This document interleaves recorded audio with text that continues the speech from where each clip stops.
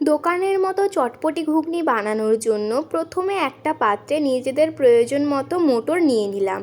এরপর একটা প্রেসার কুকারে মটরগুলি দিয়ে প্রেসারের ঢাকনাটা বন্ধ করে দেব। এরপর একটা মশলা বানানোর জন্য প্রথমে কড়াইতে দিয়ে দেব 1 চামচ ধনে, 1 চামচ জিরে, 2টো শুকনো লঙ্কা, লবঙ্গ, এলাচ এবং দারুচিনি দিয়ে এটিকে সামান্য নেড়ে নেব যতক্ষণ না এটির একটা সুন্দর গন্ধ আসে।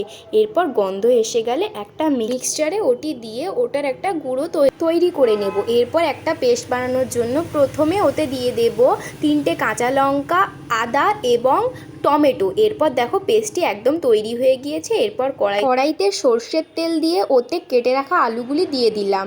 এরপর এটিকে নেড়ে এতে দিয়ে দেব 1/2 চামচ লবণ, 1/2 চামচ হলুদ গুঁড়ো দিয়ে এটাকে নেড়ে নেব। দেখো এটিকে কিন্তু লাল লালভাবে ভাজতে হবে। ভাজা হয়ে গিয়েছে, এবার এটাকে তুলে নেব। ওই তেলে দিয়ে দেব শুকনো লঙ্কা এবং জিরে, এটি শুধুমাত্র ফোড়নের জন্য দেব। এরপর দিয়ে দেব কেটে রাখা পেঁয়াজগুলিকে, এটিকে নেড়ে নেব। নাড়া হয়ে গেলে এর মধ্যে দিয়ে দেব স্বাদ অনুযায়ী লবণ, দিয়ে এটির মশলাটা কষিয়ে এর মধ্যে দিয়ে দেব ওই পেস্টটি।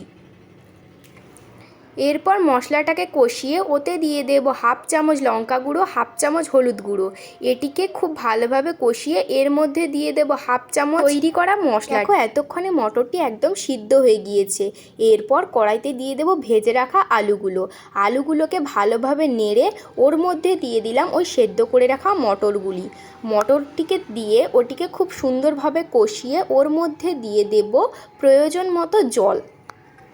এরপর এটিকে নেড়ে এর মধ্যে দিয়ে দেব স্বাদ অনুযায়ী চিনি।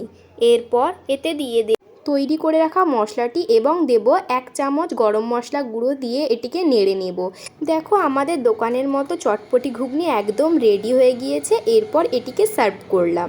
এরকম আরও রান্নার নতুন ভিডিও পেতে আমার চ্যানেলটিকে সাবস্ক্রাইব করো।